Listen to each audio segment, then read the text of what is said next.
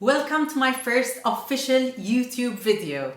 If you've been hanging around here for a while, you do know that I have YouTube videos up already. However, they've all been recorded Facebook Lives. But now I've decided to spice things up a little bit and I've decided to upload regular YouTube videos as part of my content. So here goes the first one.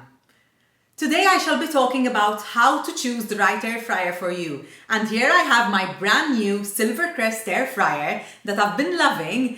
And when I was researching about what to look for to choose an air fryer, I was a little bit confused and it took quite a while to decide on the few things that really made a difference when it comes to selecting your air fryers. There are all types of models, shapes and sizes available, and I was a tad confused, so I thought it would be a great way to kick off this channel.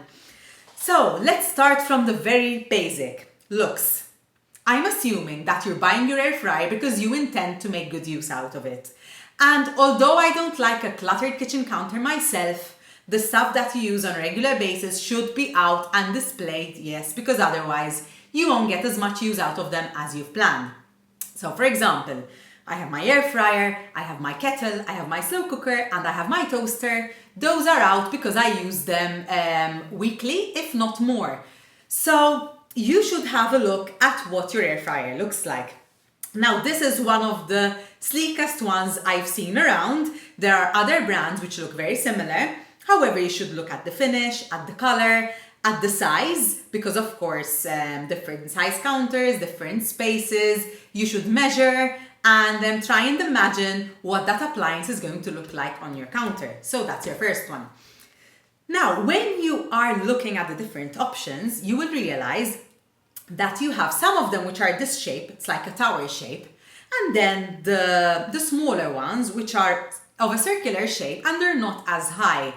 Don't think that those two shapes are just differently shaped air fryers for looks sake. No, there's much more than that.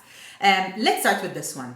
This type of air fryer is what you call a drawer or pull-out air fryer. So you put your food inside this, let's say, pan.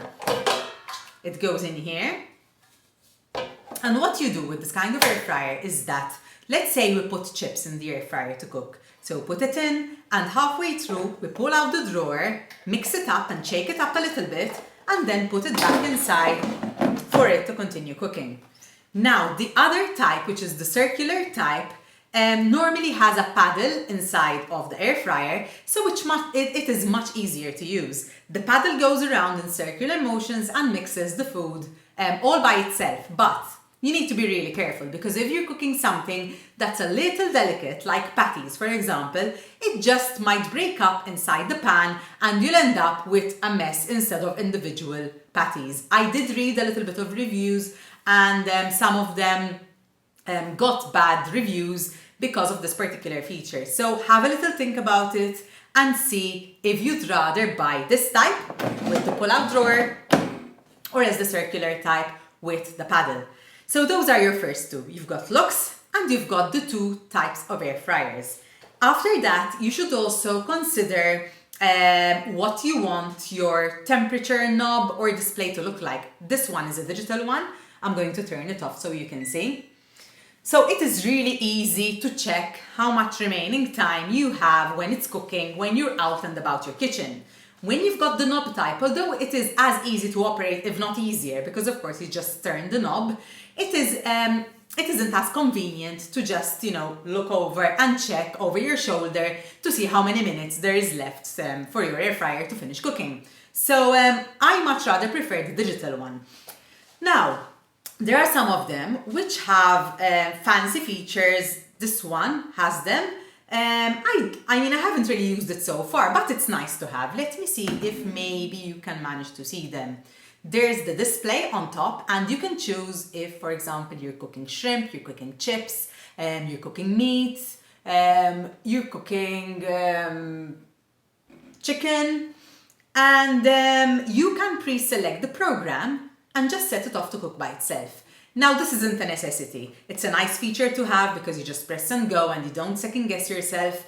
But I've found it to work really effectively using the temperature selection And then after that, of course, you give it the time that you'd like it to cook for, and off it goes. So that shouldn't be a deal breaker in my opinion. This model has, which is very handy, you can set an alarm.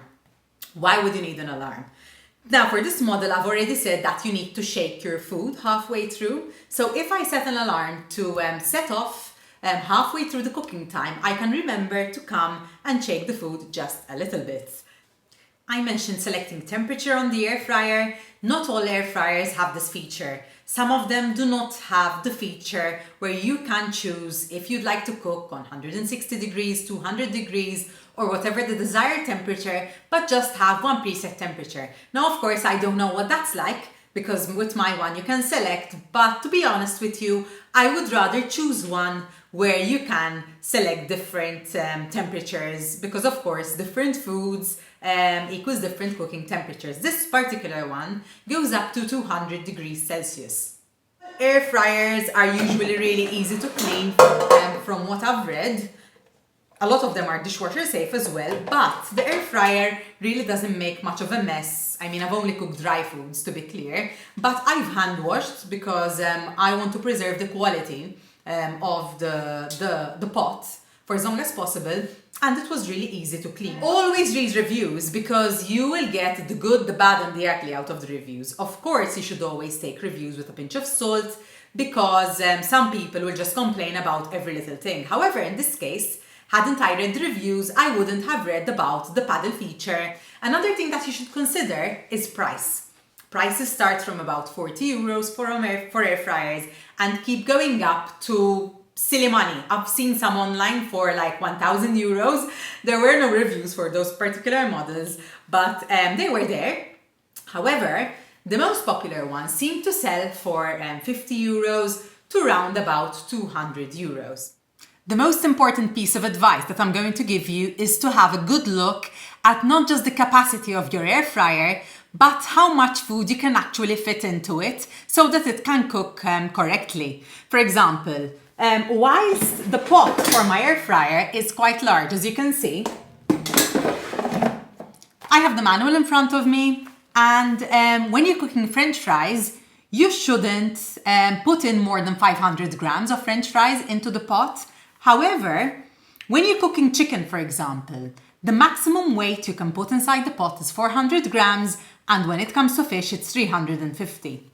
So have a good look at those specifications. If you can't find the specifications under the product description or on the product box, you should look up the manual and read the fine details, because a large pot doesn't necessarily mean that you can fit in a kilo of chips or whatever weight you had in mind. So I think I've pretty much given you the lowdown on what you need to look out for to choose the right air fryer for you. Of course, any questions, just comment below the video and I'll get back to you. Bye for now.